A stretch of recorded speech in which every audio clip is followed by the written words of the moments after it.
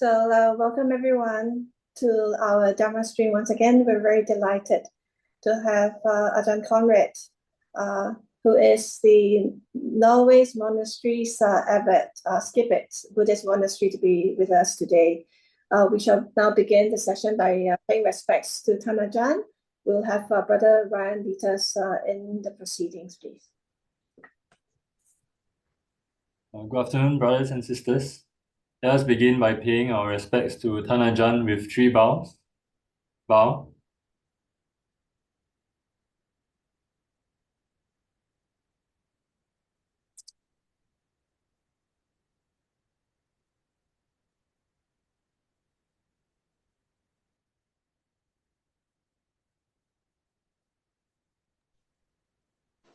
Ajahn, we'd like to now invite you to lead us in a short guided meditation.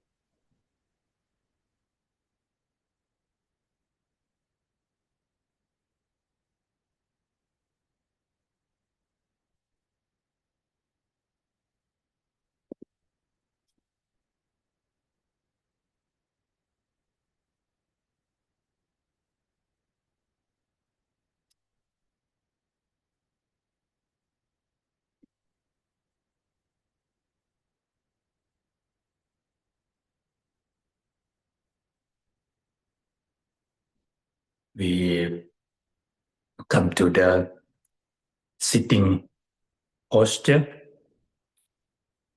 Try to sit as comfortable as we can. The best way is to sit cross-legged and make our spine straight. Make our body relax as much as possible. Any tension around the hip, the shoulder, neck, face, in any area, we release it by moving or do something with it and make our sitting more comfortable as much as we can do. Imagine we have something hung on our head and we look like a doll. And we can swing our body around with one string. That's how relaxed our spine and our body can be. Then we use the meditation object. If you are already familiar with object that you already get a good result and do it all the time, stick with it. But if you are new, would like to try the new technique or try out, use the technique that the Buddha encouraged. It's suitable for all of us. It's called mindfulness of breathing. We breathe normally, just like we always breathe. We are breathing since we were born. But what we need to add for the technique is just to apply the attention, our attention, apply lightly. Don't force it. And the main thing that we need to focus is we'll breathe normally, add a little bit of knowing in there and see how it works. The main of meditation, we don't try to complete with anyone. We are not trying to showing off. the main aim is to know about ourselves, to learn about ourselves, to understand about ourselves, our body, about our mind. We have the breathing, we can breathe. The breathing is one part of the body. The body and the breath needs to come together. Without the body, we cannot breathe.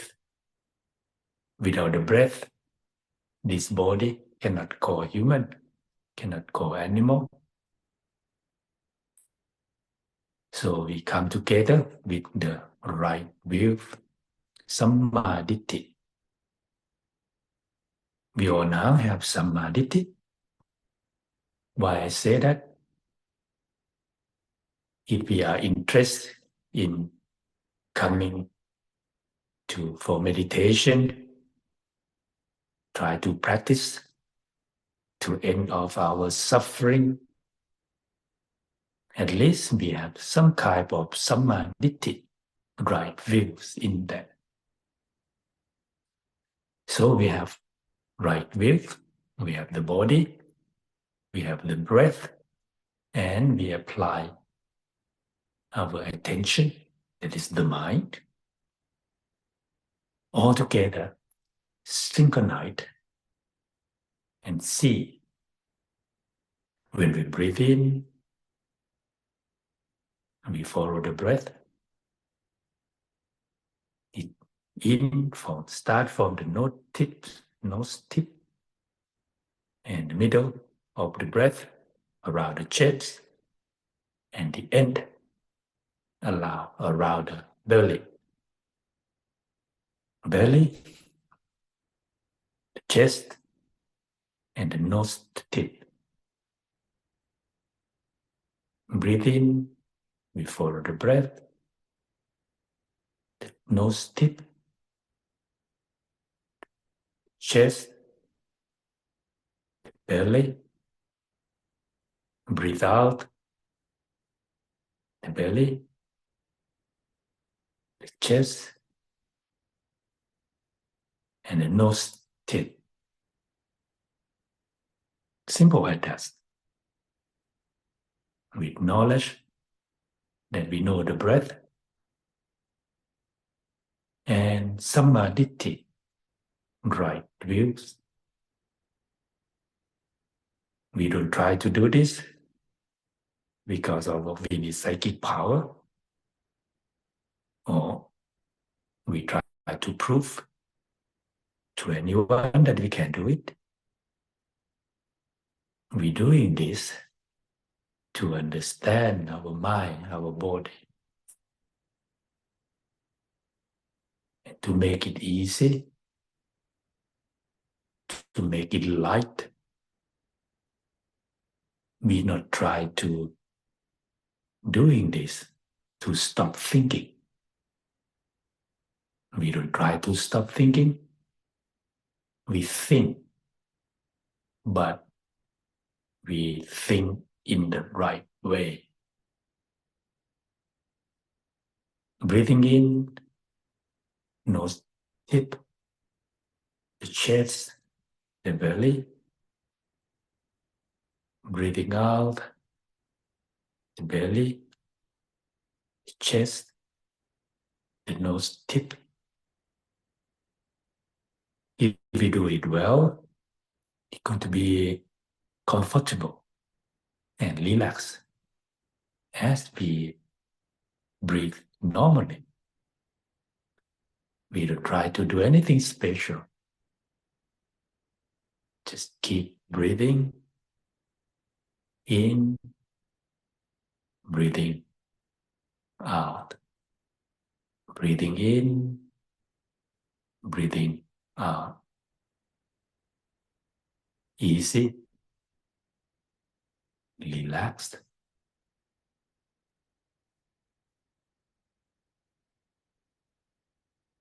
If we cannot recognize the breath,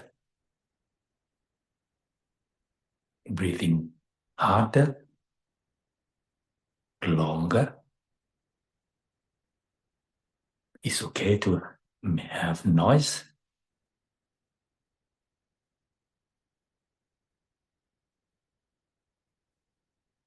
One of the master, he taught his student to breathe in and breathe out like we blow the whistle. Have a little bit of noise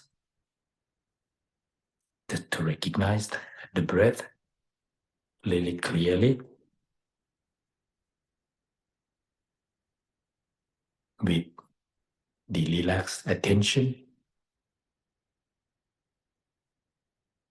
Look like we be with our grandson, our granddaughter, the lovely one. Just see them go up and down, crawl over there, stop over there, with the kind attitude. We look at our breath in the same attitude that will make our breathing relaxed and happy. We not try to control it. We not try to gain the result too quickly. We just learn how to be with it in a comfortable way.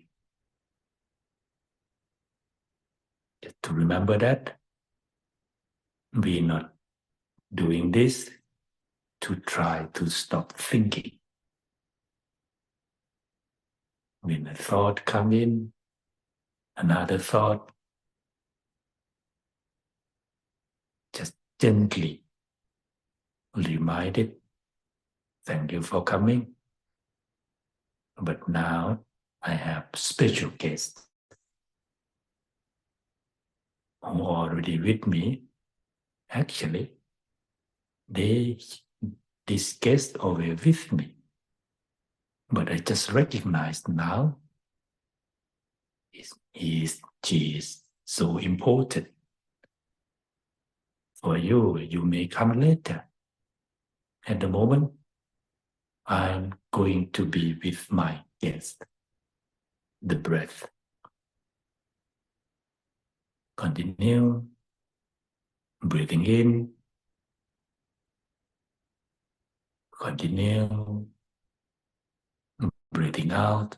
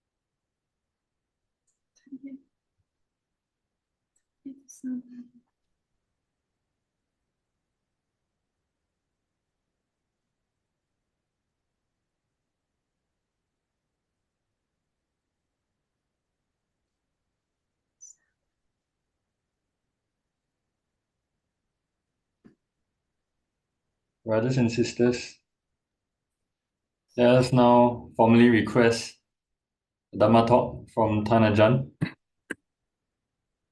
Brahma Chaloka Ipati Sahampati Katanjali An Tivarangaya Jata Santi Dasata Parajaka Jatika Dese tu Dhammang Anukampimang Pajang.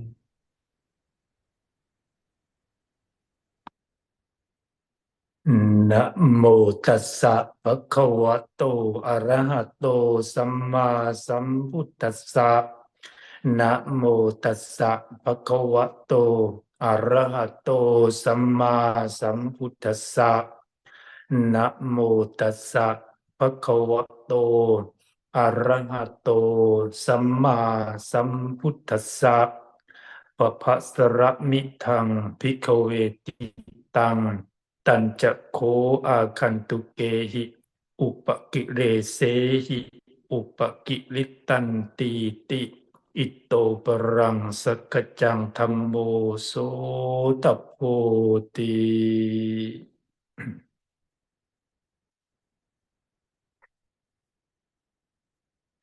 Greeting to all of you, the practitioner who interest in coming to practicing Dhamma.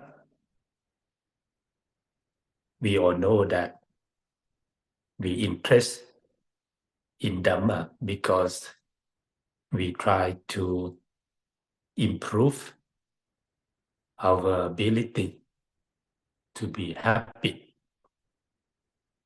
to overcome our own problem, to overcome our own defilement, we might say that. And from the Buddha words that I just quote at the beginning, and the Buddha encouraged us to see that our mind, our citta, it actually have the original state is papasara. Papasara in Pali, it means radiant and bright. Our mind or original state is radiant and bright. But because of the defilement, they come to visit our mind and make our mind unclear and muddy. That at least give the opportunity for us to go back to the original state.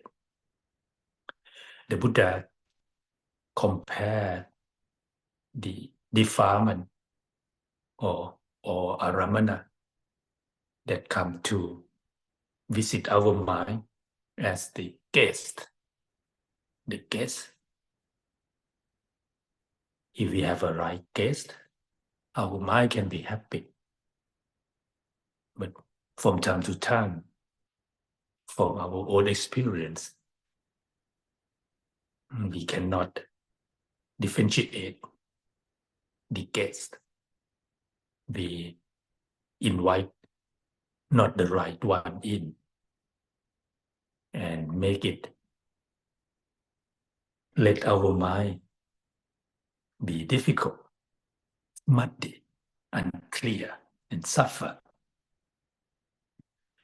And now, when we start to recognize that actually the mind has ability to go back to its original state, how can we be able to are we going to be able to invite the bad one out if they already come in? If they not come into our mind yet, how can we stop them not to come? That's why we come to practice meditation. At first, we need to know first how the original state look like. If one can recognize the original state, our mind calm, our mind peaceful, our mind relaxed, our mind clear, we start to see that by ourselves. Then we start to know that all the defilement or upakilesa that visited us, either anger, either greed, either hatred. We can come to 16 of the upakilesa, but it can say short as 3. Lobha, dosa, and moha. Lobha, greed, hatred, and delusion. Or we can go into 16, the 16. And the Buddha will have the short version and the detailed version. Greed, lobha, vayabhata or dosa, ill will, and krodha, anger, upahana, grudge, makka, look down on other people, goodness or detraction, palasa, domineering, issa, envy or jealousy, Machariya, stinkiness, and Maya, indirect, not direct, deceit. Satvaya, hypocrisy. Dhamma, obstinacy. Sarampa, presumption. Mana, conceit. And Adimana, excessive conceit or contempt. Mata, vanity or drunk or deluded. Pamada, it's more than drunk. It's drunk more, we call heedlessness. 16 of them. And if we start to recognize that any of this would like to visit us more and more. And in Thai word, if we have that tendency, we add another word and use for excrement, use for poo-poo. Like if someone loves to get angry, we call growth. Always anger. And somewhat greedy, we all call them kilo. Ki is mean excrement or physics. But in Thai, we use that word when we have tendency to act according to what we behave. But actually, we ourselves, we not that person. We just allow our guests to take over, allow our emotion, allow our environment be around us to take over. If you stay in one country, you might behave quite different from people from another country. You might act, you might say, you might talk, you might do things because the environment leads you to do so. But if we know that the mind is a radiant, because of it defiled by incoming defilement, or defilement that I just 16 list on the list of the 16 that I explained. When we know that, and so now we try to learn how to stop the bad case, because sometimes to stop immediately is not that easy. We need to learn first who is the good one, who is the right one, who is the welcoming, worthy for welcome, who is we not allow them to come at all. If we can do that, we start to see clearer and clearer that our mind can be calm and clear, go back to original state. But the original state itself is not fully protected from the guest to come and visit again. But at least we know that the original state can be really bright and clear. I think all of us love that. Love to be bright, love to be clear, love to be have the easy going in our heart. We don't want to be angry. We don't want to be greedy. We don't want to be envy or jealousy. We don't want to be conceit or to pride about ourselves. But because of what we learn, what we information we accumulate, start to lead us to that direction.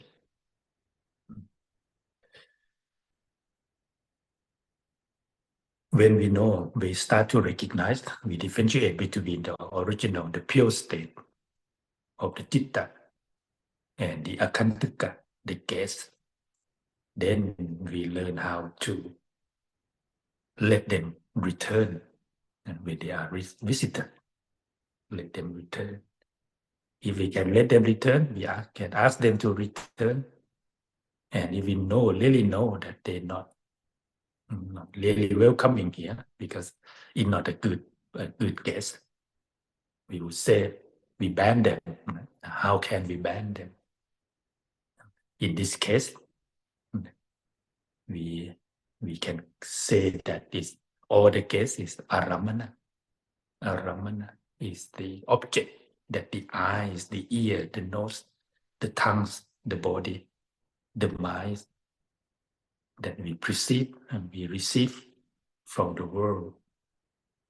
And how can we stop that? And in the Buddha word, the Buddha explained that we can stop that by using the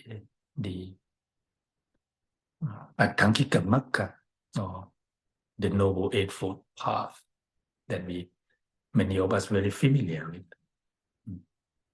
This word is come from the Dhammadaya Sutta, Dhammadayada Sutta, Majjhima Nikaya number 3.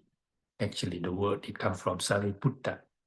After the Buddha explained something to the monk, and then from time to time he just went back to his accommodation and let the monk unfinished with understanding, and then Sariputta came in.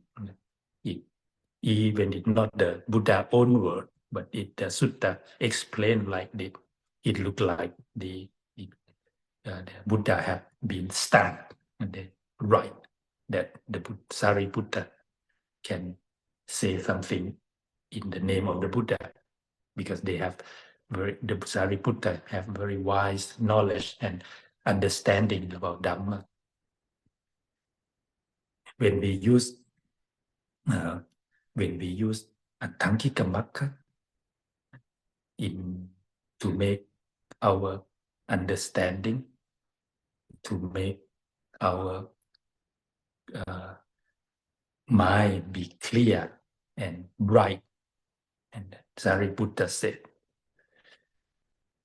evil here in the street, or lobo, is his head, and also there is a middle way for abandoning of greed and hate.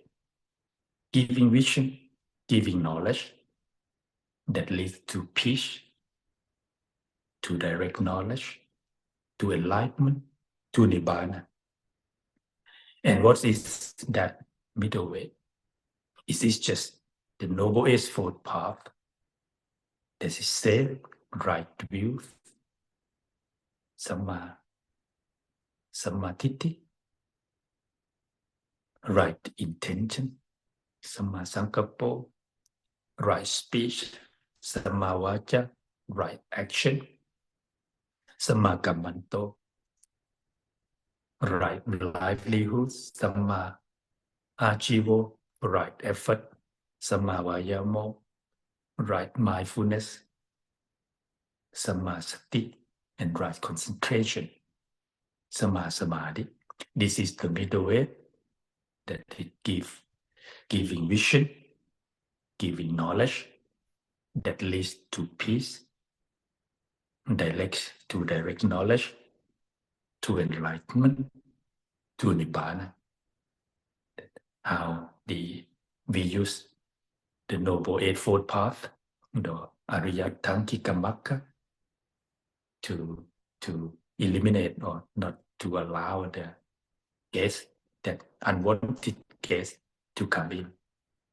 On the same way, it works in pair, anger, grotto, and grudge, the upanaho, used in the same way. This is the middle way for abandoning of anger and grudge, giving vision to knowledge, lead to peace, direct knowledge to enlightenment and Nibbana, and distraction, Makko, and domineering, Palazzo, and envy, or jealousy, and stinginess.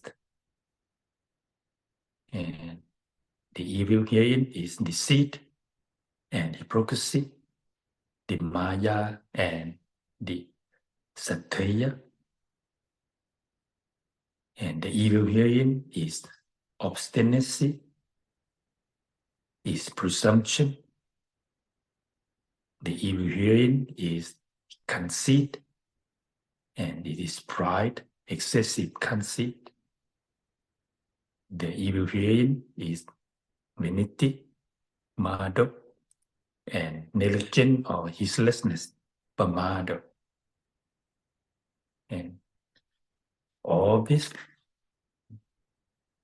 there is a middle way for the abandoning of vanity, of negligence or uselessness, that leads to giving vision, giving knowledge, that leads to peace, to direct knowledge, to enlightenment, and to Nibbana.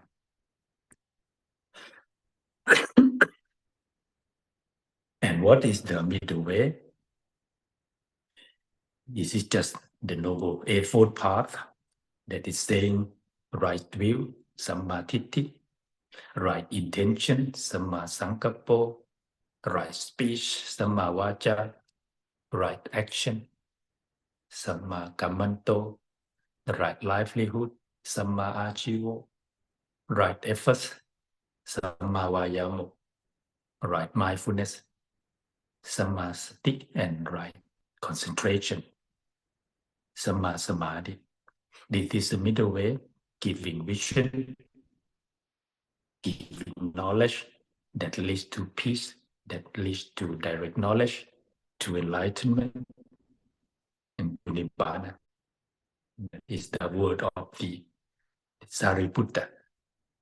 At the moment, we might feel, how can I use it? How can I? That's the word is saying like that, but how? How can I make it practical? And at a forest monk, we always not just only rely on the text alone, we rely on how it applies into our heart, our daily life.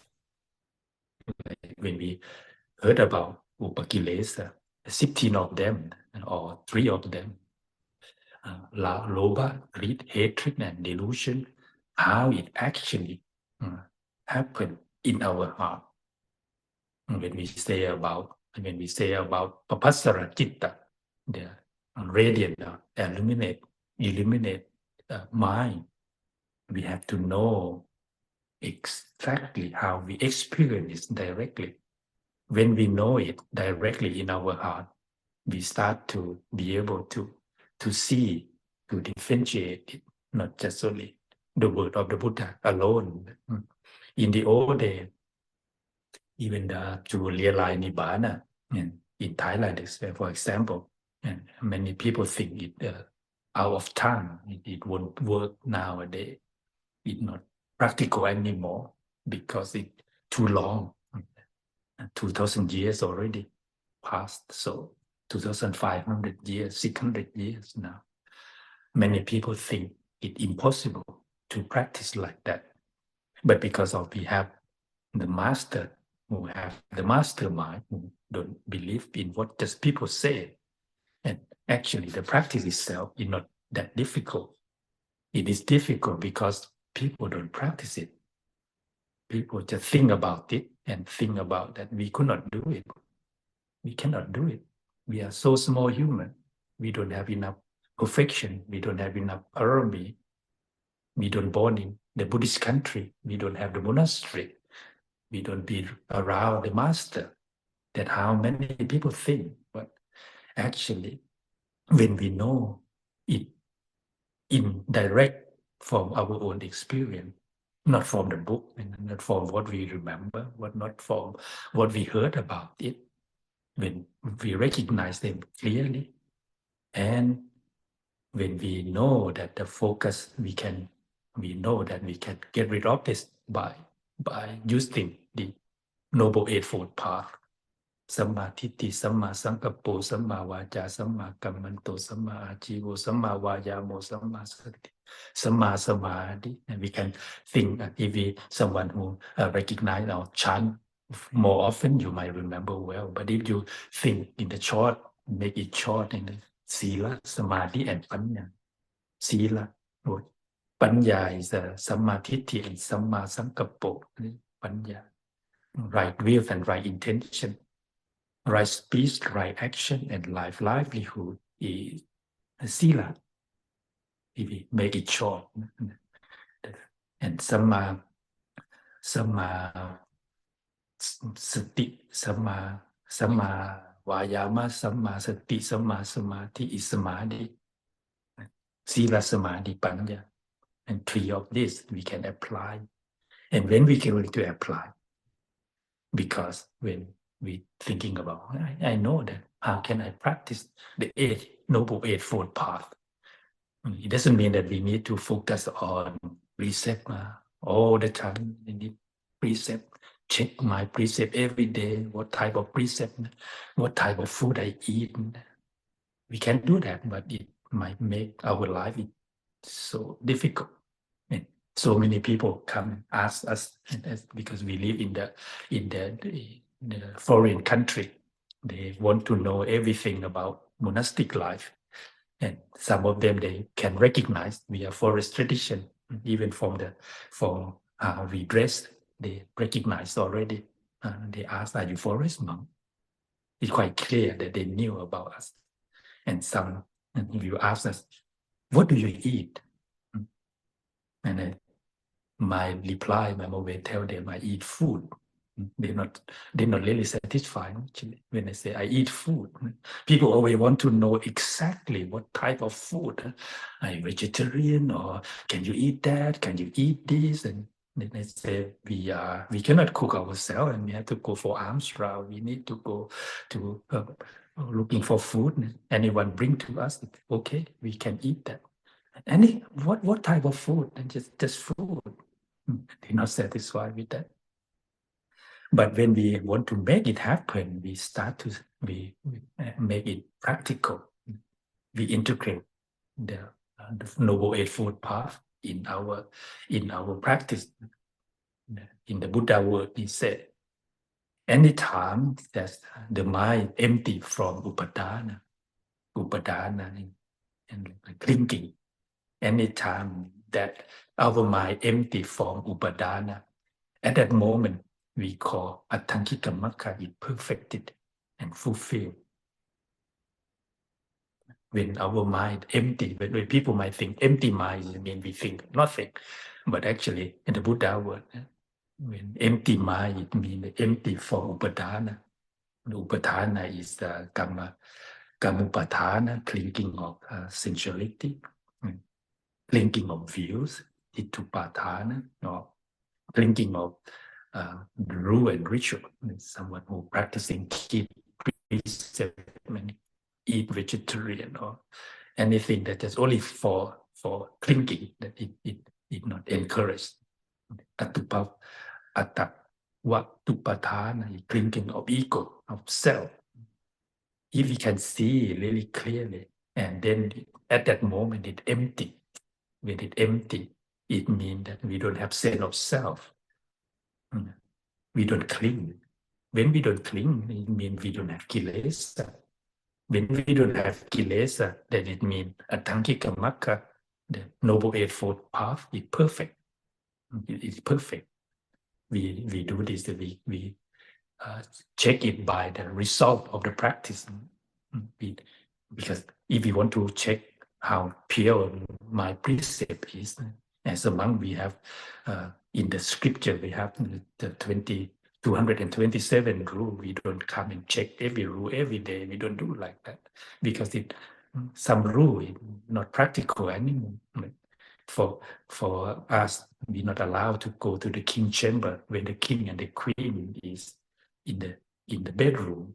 I don't think I'm going to break that rule, and we cannot break that rule so easily. Or the rule about making the santat and sitting, that no one even use it nowadays, and so many rules about that. If you want to make a new one, you need to keep the old one half of the old one to mix with the new one. And now no one use santat anymore. I don't break that rule.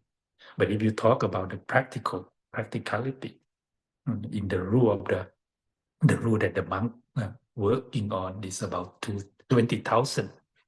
And from Upasika Vanana, the ancient script, the old sub-commentary, the Thai monk, the forest monk, we use quite a lot. When you fold the cloth, you fold the sankati, you're not allowed to fold in the middle all the time. You need to overlap from time to time. That is the monk's rule. If you don't do that, it's tukkata. And if you don't know that, why we're not allowed to fold in the middle all the time, because we try to protect our rope. And when we want to hang our rope, we could not just throw it to the rope line. We need to go around the corner and touch the rope line first to protect our rope. If you don't do that, it can say dukkata. Dukkata is mean wrongdoing, and it break the rule as well. And people might say that's a small thing, but in the monastic life, in the forest tradition, a small thing can cause a big problem, because the big one, it won't irritate our eyes, it don't block our eyes, but a small one, it can again stop Magga and Nibbana. And when we start to know that our mind is empty for upadana, and at that moment, the eight Atthangikammaka is perfected. That at least we know that when our mind is peaceful, when our mind is concentrated, then we know that all Atthangikammaka, it comes into one. Our precept, our sila, it comes into one. Sometimes we need to think like that. We need to do a practical thing like that. Ajahn Chah, when he tried to meditate, he tried to learn Visuddhimagga, the path to purification. The master like that, he found that it's too difficult. Unable to practice, because it's really difficult for human being to practice because it's so in detail. And it took him so long until he met Ajahn Man. Ajahn Man, his teacher. He stayed with Ajahn Man just only 3 days, not that long. And then Ajahn Man told him that the Tutanka monk, the wandering monk, they keep only 2 precepts. Only 2. That is Hiri and Ottappa. Hiri is shameful of wrongdoing. And the Ottappa is the fearful of consequence of wrongdoing. Only 2. If you can keep like that, that's all precept is kept. Like if we can make our mind empty from Upadana, it comes from the one of the Mukharaja. As a young monk, we studied the word that Mukharaja, the Buddha told him to look upon the world as empty, and then the Mara cannot find you. The Mara cannot find you. How it empty? We cannot just see empty without. We cannot see the world empty like if we think the world have a lot of tree, a lot of car, a lot of building, a lot of human. Empty in this sense is mean if we don't feel it as us, it not belong to us, it not ourselves, it not me, it not mine. That it called empty. Because the world is from our ears, our eyes, our nose, from our tongue, our body, and our mind. Anything that we recognize from that, it called the world. When it empty, it means it empty of self. It empty of, it not me, it not mine. We not cling.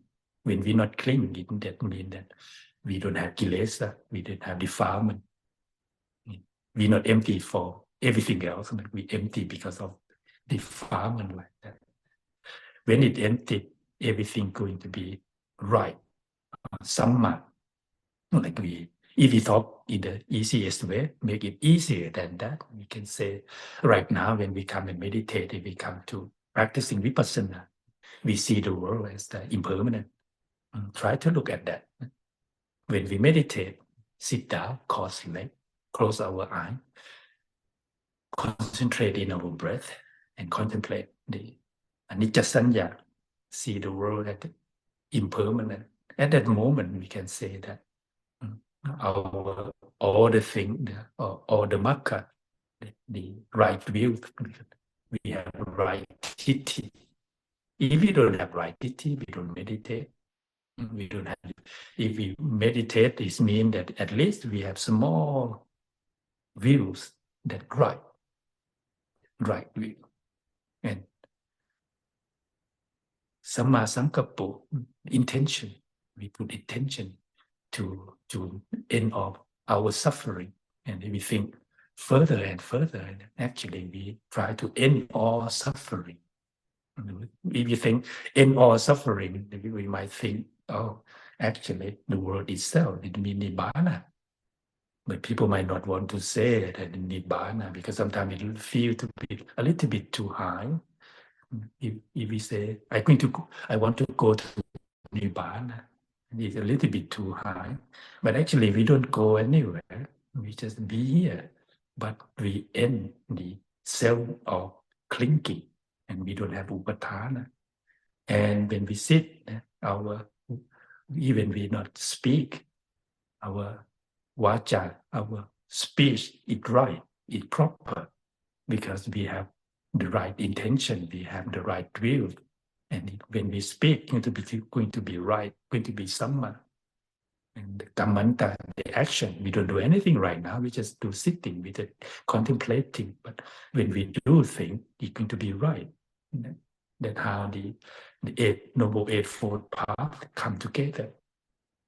And ajivo and samma ajivo, we do livelihood. We might thinking about occupation, we might be thinking about earning, but actually how to live our life, that is the samma ajiva as well. How to eat, how to walk, how to dress, how to clean, that is samma vayam, samma ajiva too. And then Samavayamo is the effort, because we meditate, we contemplate in the anicca sanya, we contemplate in how to make our mind peaceful. That is effort. Samavayama is there, it's already there. And Samma Sati, and we focus the sati, mindfulness is focused on our practice. It's going to be Samma. And Samma Samadhi, right concentration, is our mind peaceful, is our mind reach state of Upachara Samadhi, or Kanika Samadhi, Upachara Samadhi, or Upapana Samadhi, deep Samadhi, to be a jhana or to be absorption. That going to be Samma. That all this come at once when we start to meditate in the meditation seat. And then why it happened like that? Because when we concentrate in our practice, and the kilesa, the defilement could not arrive. We could not say a bad word. We could not do a bad action because our intention did not go into that direction.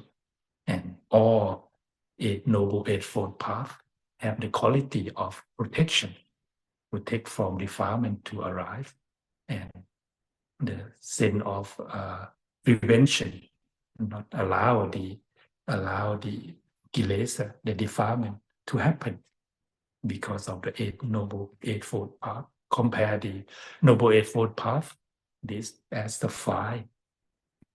The fire or the seed cannot grow in the fire. No more, cannot grow. No seed can grow in the fire. If we have very concentrated intention and samadhi to keep our Noble Eightfold Path, Sila, Samadhi, and Panya for short. And then all kilesa cannot happen, cannot grow. It's like the seed cannot grow in the fire. When we do vipassana like this, and then we can come and we can sit and we can do all the things right at that moment. And when we thinking about what is samadhi, what the definition of samadhi, people, so many words that we can give a definition of samadhi is the firmness of the mind, the concentrated mind. We can say that what is the object? We can use anapanasati, we can use the breath, but it really encourages to keep the nibbana as meditation object. In Pali, it said, Vosakha etakata citta, ejakata cit, Vosakharamanan ekakata cittang samadhi. If we have the letting go and the Atthakatha, the commentary translate as nibbana, if we have nibbana as our meditation object, that is samadhi. If we can do like that, and as a practitioner, when we don't do just only meditate alone. We thinking about dana, we thinking about sila, we thinking about all activity that we do in our life. If we make it keep in our mind that nibbana, the end of all suffering, is ultimate goal. Yes, is the ultimate object for our meditation. In the old days, people when they offer dana, offer sanghadana, they will always say, "Suttinang vatamedhanang asaya asakawa asakawa kayawaham." And then later, some people add nibbanang hotu idang me vatame idang sutinang vatame danang is mean that all this my offering is good, and may all of this action of this dana to lead me to the end of all suffering. Asawa kayawaham nibbanang hotu. And how we make determination as the Buddhist, as the practitioner. We do dana. Our aim is to reach nibbana. We keep precept. Our aim is to reach Nibbana. To realize is the correct word. Is to realize Nibbana. Make Nibbana, the cessation of suffering, happen in our heart, in our mind, and even in the ordination. The old way of ordination. When I ordain, we use Ukasa Vandami Pante Sapang Aparatang Kamatame Pante. And then one of them, one phrase, when we do, when we ask for papacha, because we need to be a samanera first before we became a monk, even a short while. And then word can they say Sapa Tukha Nisarana Nibbana Sachit Karanataya Ekang Saka Imangka Sawangka Hetawa Papacheta Mangpante Anukampang Padaya. We have to recite this 6 times. Our ordination is not just only for that, to be a monk.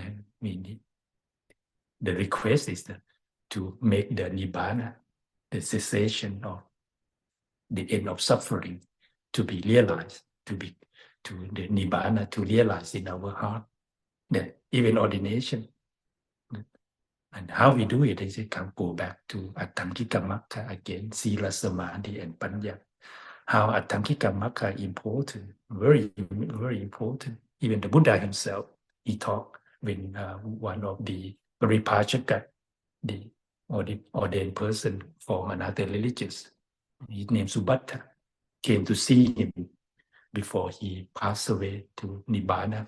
In the last disciple that ordained by, they went to see the Buddha, and he said, whenever Subhatta, the Noble Eightfold Path, is not found, whenever Subhatta, the Noble Eightfold Path, is not found in the teaching and discipline, there is a true ascetic is not found. Any religious that have Noble Eightfold Path, there will be no Arahant, there will be no Sotapanna, Sakitakamika Magga, or Anakamika Magga, or Arahant in that religions. But whenever the Noble Eightfold Path is found in a teaching and discipline, there is a true ascetic is found. He focused on that. And if any religious, high or low, or good form or not a good form, rich or how many people believe in it, it doesn't matter. If it have no Ariyatangika Magga in there, Noble Eightfold Path is not in there, it cannot be an Arahant in there. But if there is Noble Eightfold Path in there, there will be no void, no lacks of Arahant and Ariya Pukkala. And when we come to the practice like this, we interest in meditation, we interest in keeping precept, we interest in dana. We don't try to do it as like a fashion, or just only make it happen to make it more people to come and join us. Or the master, he always said, imprint it into our heart. And people might say, or reject the monks, the declination of the sasana, because the monk is not good, the society is not good. If we think in that way, we can follow it. We might think following them, it look like we invite upakilesa to be our guest. But if we think in another way, we already know what is the sensation of the cessation of dukkha, even temporary. We know our mind can be bright, it can be clear. And when the bad guest not coming, our mind can be peaceful, can be bright, and can be clear. It's called papassara. And so we imprint it into our heart. At least, even though it might be sasana, the declination around the world, but the sasana is grow, it prosper, and in our heart, at least when we still alive, the sasana still grow, still prosper in our life, It means that we not rely on the external thing alone, but we learn little, we practice, we make it happen right here, right now, akaliko, ehipasiko, and no need to wait until everyone else going to do like us. No need to. We just apply it and make it happen. When it's happy, when it's peaceful, when it's gain the result, and when upadana, it disappears, the empty in our heart, in our mind, and we know that actually the Ariyatangika Magga, the Noble Eightfold Path, it fulfilled, is perfect at that moment.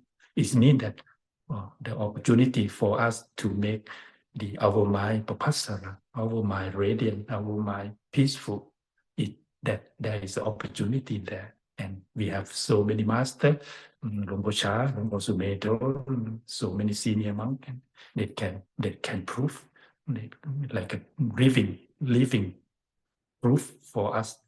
At least we can see them as the example, as the one who walked before us. And when we see things like that, and we know that this practicing can gain at least a result that we can experience it directly in our heart, and we know that actually the sasana still grow and still be able to practice. Luang Por Sumedho is talked many times that if we don't have any sutta, we don't have any teaching left, and we have only Dhammacakkappavattana Sutta left, that would be good enough, and more than enough to use as a practice. And today I would like to encourage all of you to keep the Attangika Magga, Ariyatangika Magga, the Noble Eightfold Path in your heart, and make it practical in your heart, and make the opportunity to make your mind radiant, bright, and see everything, even see the guest, differentiate between the guest and the host, and really well. And when you make it really, you can differentiate between the two really well, and make the guest that is unwelcome not to be able to come, and then make our heart be happy more and more.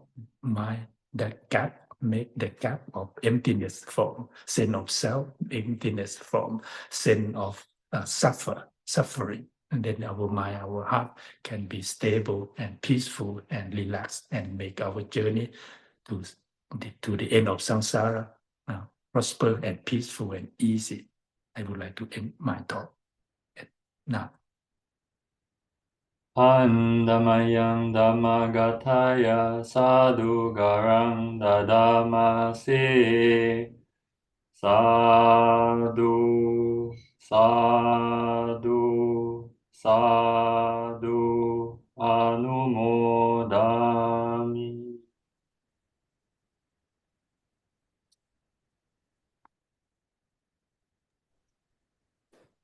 Thank you so much, Tana, for a very beautiful reflection and a good reminder for us to constantly work on ourselves and work on taming the defilements and using the Noble Eightfold Path as our guide and our resource towards the path of enlightenment. So I'd like to now open the floor to the questions and answers. If anyone has got a question for Ajahn regarding the meditation that he's guided or the talk, please feel free to click on the raise hand button, and I will invite you to ask Ajahn the question.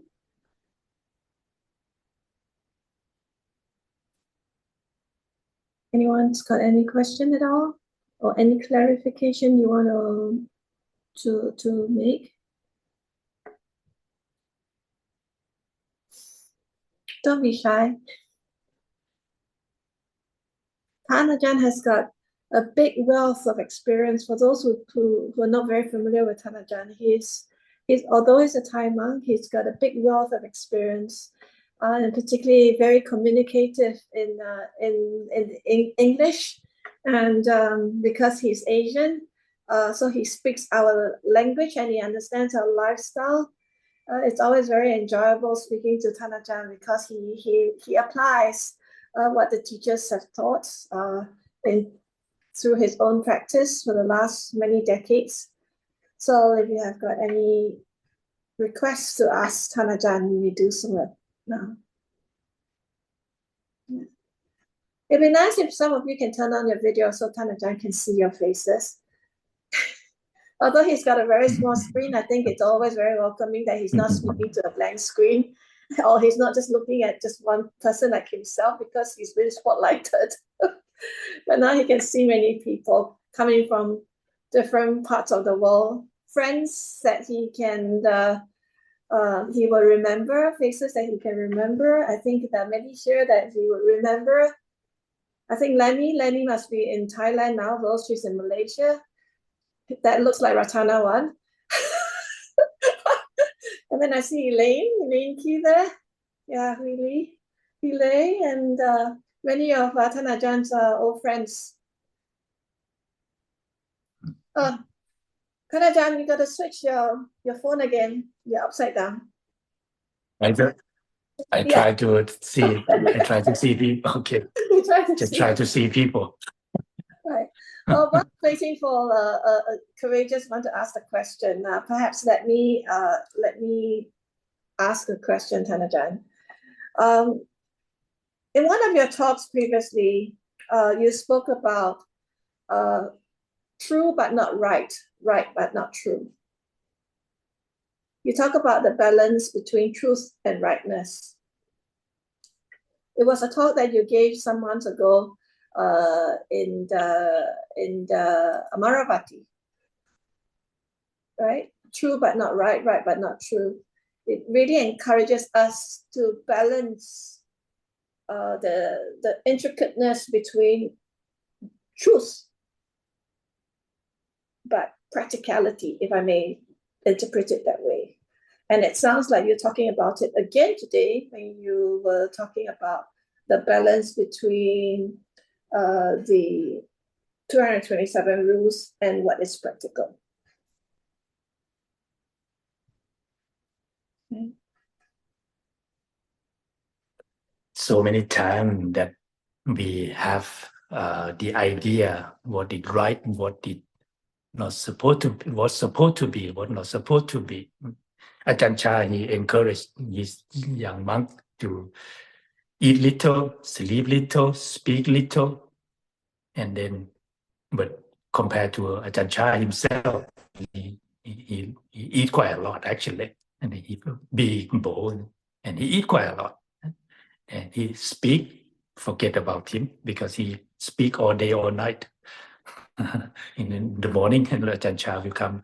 I heard from Luang Por Sumeto, Luang Por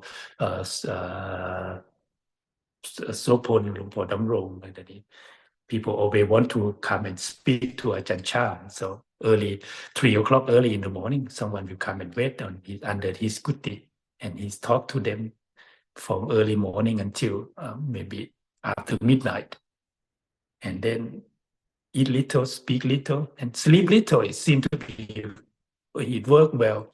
But the young monk, when he saw Ajahn Chah did that, he asked, why you teach us to eat little, sleep little, and practice more. And Luang Por Chah, but you eat a lot and you speak quite a lot. And Luang Por Chah reply was, little for everyone is not the same. That's how he said. So many things we try to give our measure stick. We heard about this and we do about this, and if it's not in our measure stick, it seems to be wrong. Like if you heard that you go to the forest monastery, if the monastery practiced well, the toilet need to be clean. That's how they emphasize when I was a young monk. And then some people really, literally want to come and check like that. And they don't see the factor of maybe the water in that monastery is hard, or the water or the cleaning equipment is not that good, or the toilet maybe it's really old, the bowl is difficult to clean. Some people just come and see dirty toilet. They just say, oh, this monastery is not practiced. They left. And another story that I would like to explain is that the senior monk was very kind. They have reputation of kindness. And the monk who would like to come and practice with him, they want to come because of his kindness. And then one day the young monk replied, I don't know where it comes from. I could not remember from the same story or from the real life, because it listen to many talks, sometimes could not track the source any longer. But the monk, after the young monk arrived, the guest monk just put him next to where he can see the master. And that day, master just would hit the deer, and then because people love deer, we see the deer, we are very fond of the deer. Like in Norway, we really fond of elk, the moose. In Norway, they call elk because it's so elegant creature. It quite look really attractive, and then it will not found it quite easily. So, and the master was beating the deer so badly. And the young monk who just arrived, he saw, and he just felt like, I heard that this monk really cried. Why he beat the deer so badly? He didn't know the context behind that, but he just left. And then all the time since then, he just explained to other people, don't listen to them. That monk is not kind. He is not kind. I saw for my own eyes. He beat the deer, the wonderful deer, the beautiful deer, really badly. But when the senior monk came back and asked, well, I heard there's some young monk came, he want to stay here, but where is he now? Oh, I don't know. I saw he left already. And this master think, oh, maybe he saw me beat the deer up. Actually, I beat the deer because the deer seem to like us so much, and then the deer think all human beings going to be like us, and then soon or later, and he can be killed because human being not kind to animal like that. In the old days, we not kind to animal that much. Nowadays, we love animals so much, and sometimes even more than human being. We call in Thailand, we call dog, we call like a non brother, sister. Sometimes we kiss the dogs. In the old days, you never think about kissing the dogs. Now you can kiss the dog's mouth, sleep in the same room, hugging, sometimes dressing them is so cute. And we love the dog more than human being nowadays. We care about animals so much, but not human being. That's why when we see even our own eyes, sometimes it's not right. It's true that we see it and we experience it, but it's not right. Maybe something else behind it. You go to the monastery, maybe the toilet is not clean. At that moment, maybe have to see the factor as well. Why it's not clean? Maybe the water is bad, or they fix the toilet, or someone who just came in and forget to clean it. We cannot make it clean all the time, right? And then if we try to keep like that, some monastery might make it very perfect, just hire worker and clean the toilet all the time, just to attract tourists, to make sure that this monastery practice monastery. It's not right either. It's just it's true. It's clean, but it's not right.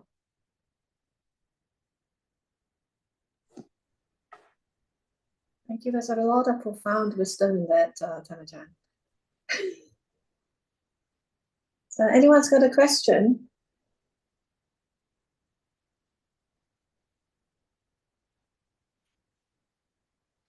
Ajahn, there is a person here, Nikita. She's got 3 questions.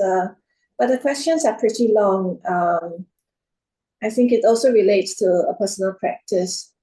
By me reading it out, I hope that I do justice to the questions, but I'll try and attempt to read it out so that Ajahn can understand.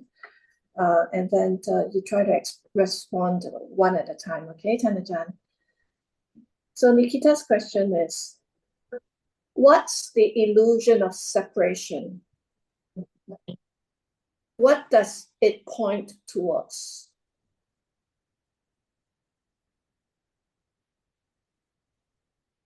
Illusion of separation. Yes. Illusion of separation. I try to understand the question myself. Yeah, I think it's also relating to her personal practice. But the follow-on question is, perhaps in simple terms, what is the method of realization of the mind's true nature? My true nature. We really in need to be free from suffering or suffer. And the true nature of the mind,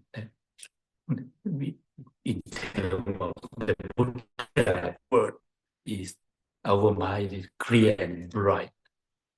And if we can make our mind clear and bright, and no worry, no anxiety, that is going to be blessing for individuals. And we have our mind like that all the time, or when we have someone who always happy, with our mind very happy, and we can see that we want to be around that person. And when we go to the monastery, we always want to see the master who shows some kinds of happiness. It means that they're not attached. They show us the possibility of make our mind go beyond our defilement.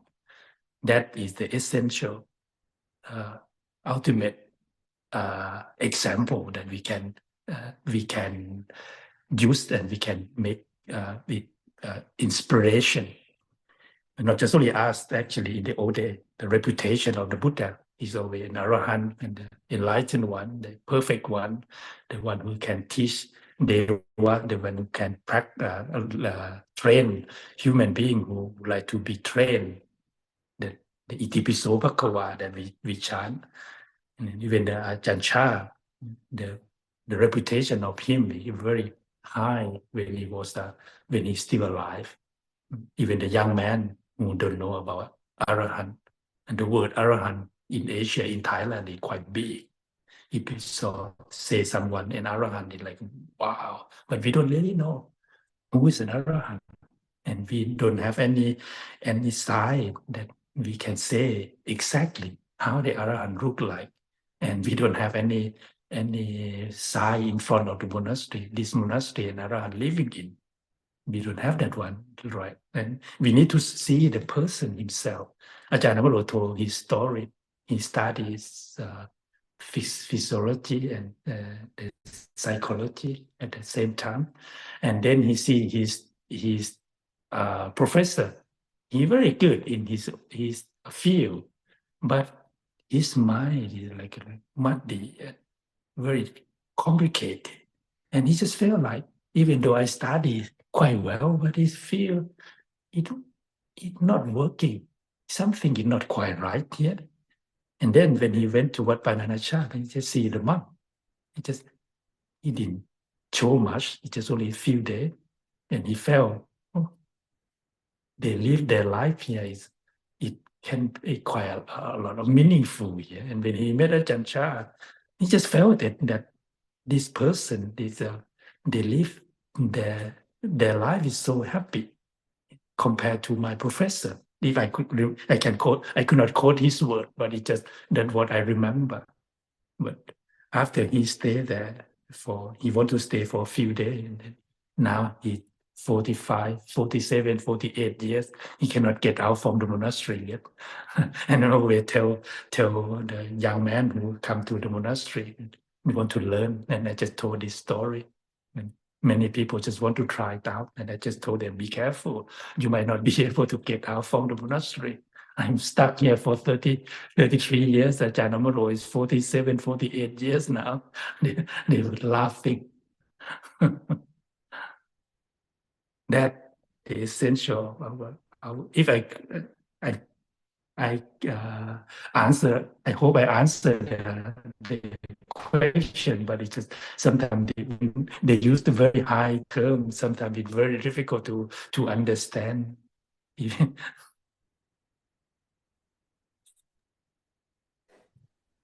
Yes, so wonderful. Thank you. What is another question?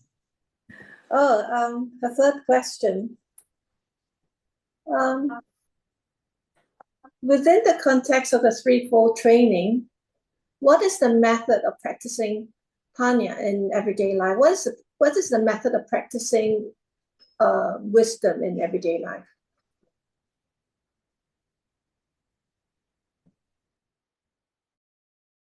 Panya, it means we know all aspects of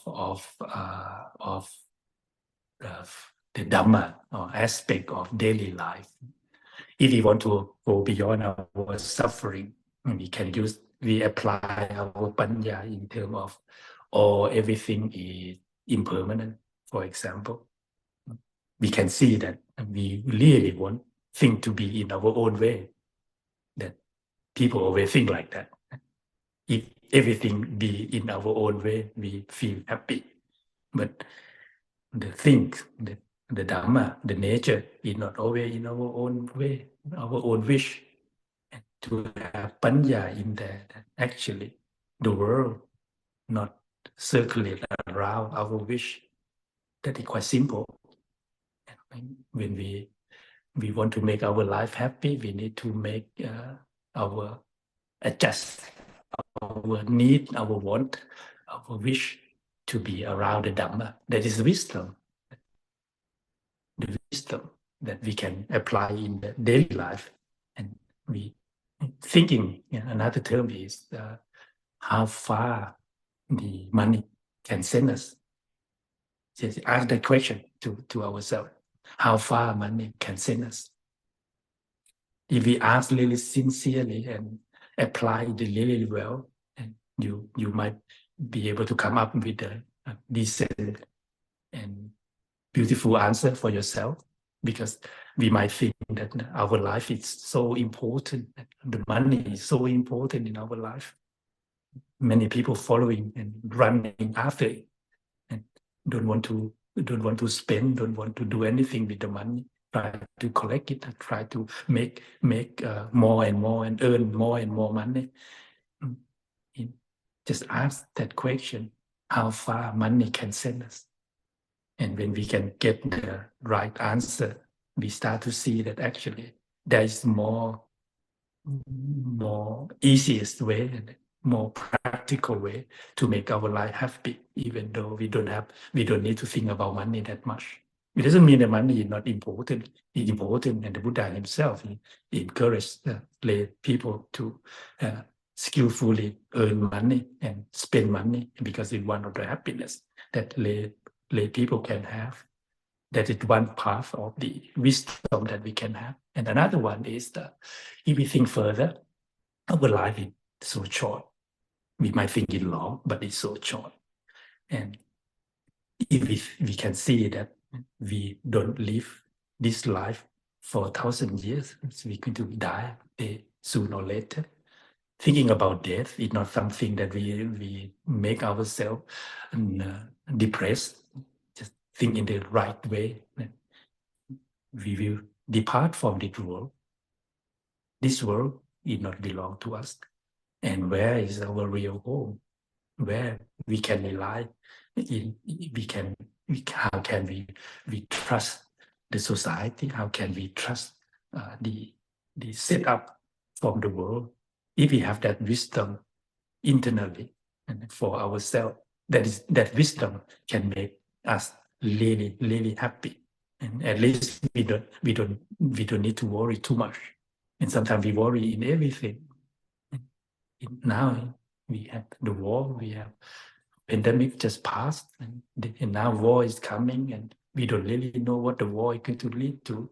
And if we think further, Andromeda is the galaxy that's close to us, and it moves towards us really fast, and it possibly it going to collide to our galaxy sooner or later, maybe 1,000 million years. But if we want to worry about it, we can start to worry. That is a wisdom that we can use. And the one that I learned from my teacher, Ajahn Supot, a long time ago. And at the time, he encouraged people to eat, because people always thinking that I could not eat precept, I could not meditate, I could not practicing Dhamma. And my teacher at the time, he encouraged people to keep only 1 minute at a time, and to make it practical, 1 minute at a time. I would like to practice meditation. I would like to keep 5 precepts from now, right now. It's just only one for 1 minute. It's not that difficult. But when you can practice 1 minute at a time, and you have free time to practice more and more, that is another wisdom that we can apply in the daily life. And instead of we get angry, we get upset, we get anything that we don't want come to our life, and then anything we like, we want, and depart it and separate from us. And we see it as a nature of life. It be like that. Since the world is happening, the world is formed, we cannot go beyond that. And if we skillfully know how to relate to it, and not from our own wish, that again, the law of nature, our life can be very, very happy and relaxed. That is the wisdom I would say. I would like to encourage people to practice in the daily life. Sorry for that.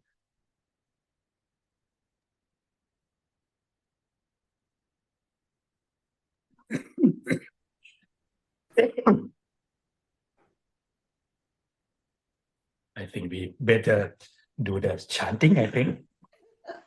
Any more questions? There'll be no more questions, but we want to also take the moment right now, Ajahn, to express our gratitude towards your teachings today. We also know that you are also now the abbot of a Scandinavian country, a monastery, planting the seed of Dhamma, of the forest tradition in the Norwegian cold country. It's not been easy, but I hope that yourself and the Sangha are keeping well during the Vassa, and we all wish you very well. And if there's any opportunity, any one of us here have a chance to visit Norway, please go visit Lukutara Vihara, Skipted Buddhist monastery, where Ajahn is based, and pay him a visit and have a connection. I have one small question, Ajahn. I'm very, very curious. You have a fan with an owl behind. What does the owl mean? To make it long story short, we have an owl everywhere in around the forest, because the forest is so beautiful, and people think Norway quite cold, but actually, if it up to 12 or 15 degrees, we start sweat. I don't understand why. Even for me, I start sweat. And the fan is the organization would like to build the building actually five times bigger than this building. But at the time the COVID was hit, so they thinking of maybe not build right now, and they're still thinking. And one day, Ajahn Kalyano, the previous abbot, he just walked down from his hut, from his accommodation to the house, and he saw an owl. The owl just really sat there, not moving. So He think, oh, that's unusual. And he walked back to his hut. Instead of go to the house, he walked back to his hut and the phone was rung. And then the one who want to build, he said, okay, we start building. Continue the project. That's why the house is became our in the fan. The mascot of success. Yeah, yes. Okay. We'd like to now invite Ajahn to lead us in the two chants. The first being the Buddha's words on loving kindness, then the verses of sharing and aspiration. I will put the slide, Ajahn.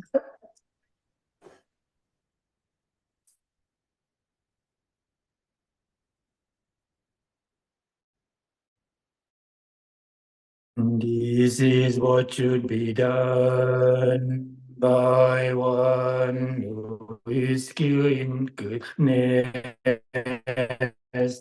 and who knows the path of peace. Let them be able and upright, straightforward and gentle in speech, humble and not conceited, contented and easily satisfied, unburdened with duties and frugal in their ways, peaceful and calm and wise and skillful, not proud and demanding in nature. Let them not do the slightest thing. That's the wise who later reprove, wishing in gladness and in safety. May all beings be at ease. Whatever live, let none deceive another. What living being there may be, whether they weak or strong or none, the great or the mighty, medium, choice or small, the seen and the unseen, those living near and far away, those born and to be born. May all beings be at ease, let none deceive another, or despite any being in any state.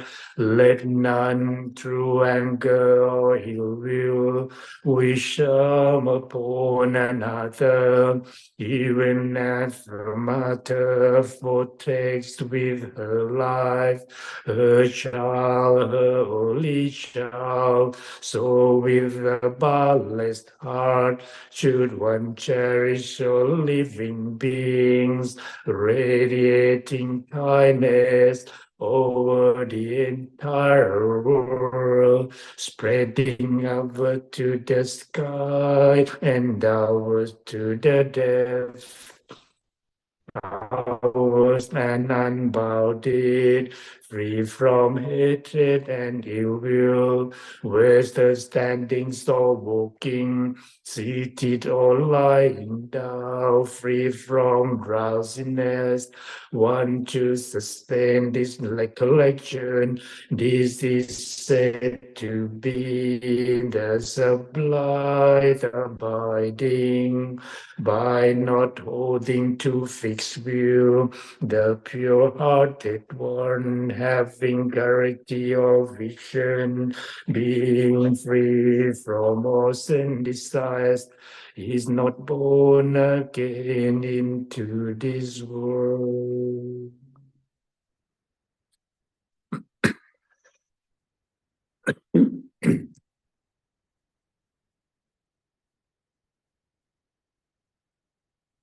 Now let us chant the verses of sharing and aspiration. Through the goodness that arises from my practice, may my spiritual teachers and guides of great virtue, my mother, my father, and my relatives, the sun and the moon, and over children's leaders of the world. May the highest ghost and evil forces, celestial being, guardian spirits of the earth, and the Lord of death, may those who are friendly, indifferent, or hostile, may all being receive the blessings of my life. May they soon attain the threefold bliss and realize the deathless through the goodness that arises from my practice. And through these acts of sharing, may all desire and attachment quickly cease, and all harmful states of mind until I realize Nibbana. In every kind of birth, may I have an upright mind, with mindfulness and wisdom, authority and vigor. May the forces of delusion not take hold, nor weaken my resolve. The Buddha is my excellent refuge, unsurpassed is the protection of the Dhamma. The solitary Buddha is my noble guide. The Sangha is my supreme support. Through the supreme power of Buddhist, may darkness and delusion be dispelled.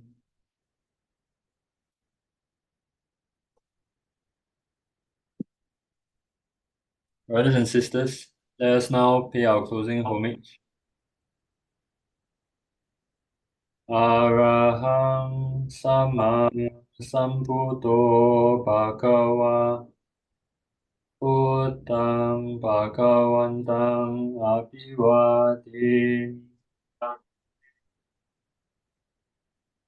Swakato Bhagavata Dhammo Dhammang Namasami Supatipano Bhagavato Sāvaka Sangho Sanghang Namami.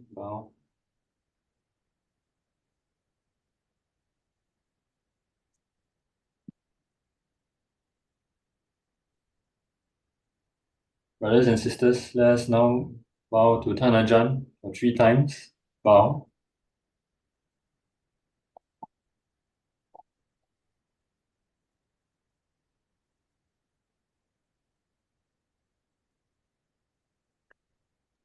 Okay, I would like to take leave now, for I have to go back to the house and to have the meal.